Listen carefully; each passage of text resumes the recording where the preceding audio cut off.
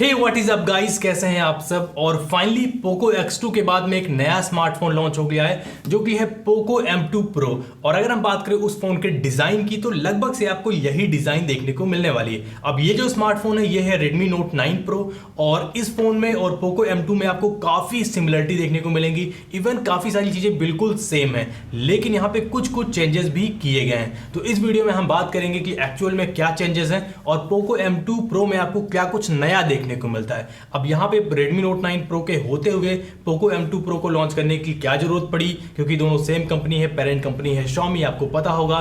तो इस वीडियो में हम फाइंड आउट करेंगे। और भाई यहाँ पे एक चीज और क्लियर करने की कोशिश करेंगे कि पोको कहता है कि हम जो स्मार्टफोन बना रहे हैं पोको M2 Pro ये 100% मेड इन इंडिया स्मार्टफोन है। तो ये कैसे 100% मेड इन इंडिया है मेरे समझ में तो नहीं आया, लेकिन आपको हम समझाने की कोशिश करेंगे बिना समझ में आए हुए। तो चलिए वीडियो स्टार्ट करते हैं। अभी दोस्तों आपको पता है कि काफी टाइम से टीज कर रहा था पोको की एक नया फोन ला रहे हैं पोको M2 Pro, जिसका जो प्राइस है वो 15,000 के आसपास रहने वाला है। काफी सारे लोग ऐसा गेस कर रहे थे, जो कि हुआ भी, काफी कम प्राइस में लॉन्च हुआ है। और यहाँ पे अगर हम बात करें इस फोन की तो डिजाइन वाइज आपको बिल्कुल Redmi Note 9 Pro की तरह देखने को मिलेगा। हालांकि यहाँ पे जो कैमरे का ये काला वाला पार्ट आपको दिख रहा है ये वहां पे नहीं मिलेगा, सीधे फ्लैश लाइट यहाँ पे इनबिल्ट कर दी गई है। बाकी यहाँ पे कैमरे का शेप बिल्कुल ऐसे ही है। फोन की थिकनेस इसकी भी 8.8 mm है और उसकी भी 8.8 mm है। यहाँ पे काफी डिजाइन में आइडेंटिकल है और यहाँ पे सामने की तरफ सिंगल पंच होल कैमरा उस फोन में भी दिया गया है।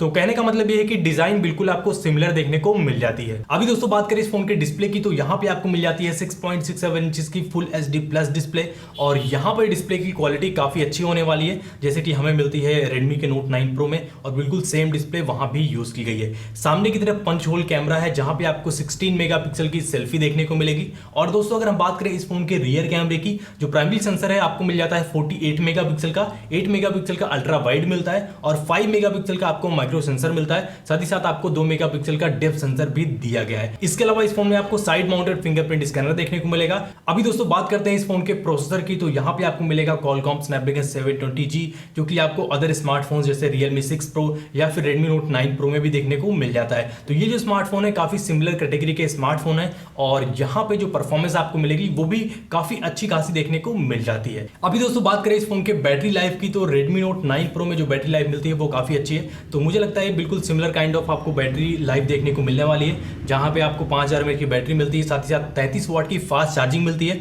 और फास्ट चार्जर आपको बॉक्स के अंदर मिलेगा, मतलब फोन के साथ में दिया गया है। तो ये एक काफी अच्छी बात है। इसके अलावा आपको 3.5mm का जैक मिलता है, टाइप सी पोर्ट मिलता है और बाकी सारी चीजें देखने को मिल जाती हैं। और अगर हम बात करें इस फोन के प्राइसिंग की तो Redmi Note 9 Pro का जो प्राइस है सेम जो स्पेक्स आपको मिलती है, हालांकि फास्ट चार्जिंग नहीं है, उस फोन का प्राइस 14,000 था, लेकिन अभी की डेट में 13,000 कर दिया गया है। अब शायद पोको M2 लॉन्च के लिए किया गया है या नहीं, मुझे इसके बारे में नहीं पता है, लेकिन इस फोन का जो प्राइस है 4GB रैम 64GB के साथ में ये आपको मिलेगा 13,999, मतलब 14,000 रुपए। और अगर आप 6GB रैम के साथ में स्मार्टफोन लेंगे तो आपको देना पड़ेगा 15,000 रुपए। इसके अलावा यहाँ पे एक और वेरिएंट है जहां पे आपको मिलेगा हाई स्टोरेज, मतलब 6GB के साथ में 128GB स्टोरेज, और ये वाला वेरिएंट अगर आप परचेज करेंगे तो आपको पड़ेगा 17,000 रुपए का। तो मेरे हिसाब से जो प्राइस है वो काफी अच्छी है और अगर आप 664 के साथ में जाएंगे तो आपको ज्यादा वैल्यू मिलेगी मेरे हिसाब से। अभी दोस्तों आपको पता होगा कि बाइकआउट चाइना चल रहा है और ऐसे में पोको कह रहा है कि उनका स्मार्टफोन 100% मेड इन इंडिया है। तो भाई मैं आपको बता दूं कि एक इंपैक्ट तो पड़ता ही है जो कंपनियां उनके ऊपर, और काफी सारी स्ट्रेटजी लाती रहती हैं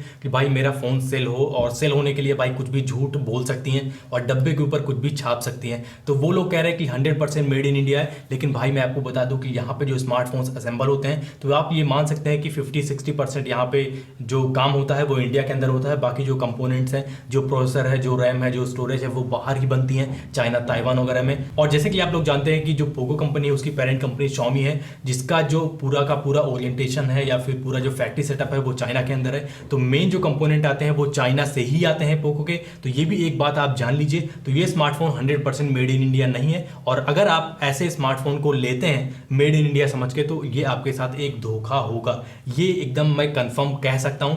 लेकिन अगर आपको फर्क नहीं पड़ता कि भाई मेड इन इंडिया क्या है, मेड इन चाइना क्या है, आपको अच्छी स्पेक्स मिलनी चाहिए अच्छे प्राइस में, तो आप जरूर से ये स्मार्टफोन ले सकते हैं। अब यहाँ पे बात करते हैं मेरे ओपिनियन की, मुझे स्मार्टफोन कैसा लगा। तो प्राइस के हिसाब से, डिजाइन के हिसाब से, परफॉर्मेंस के हिसाब से ये फोन अच्छा है।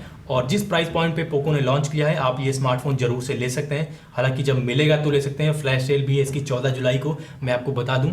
और इसका रिव्यू भी आने वाला है हमारे चैनल पे, तो थोड़ा सा आप वेट कर लीजिए और आपको एक ऑनेस्ट वे में रिव्यू देखने को मिल जाएगा। उम्मीद है कि आपको ये वीडियो अच्छा लगा होगा। अगर अच्छा लगा है तो लाइक कीजिए और ऐसी ही वीडियोस के लिए यार सब्सक्राइब करके बेल आइकन को जरूर क्लिक करें ताकि आपकी वीडियो मिस ना हो। तब तक के लिए गुड बाय।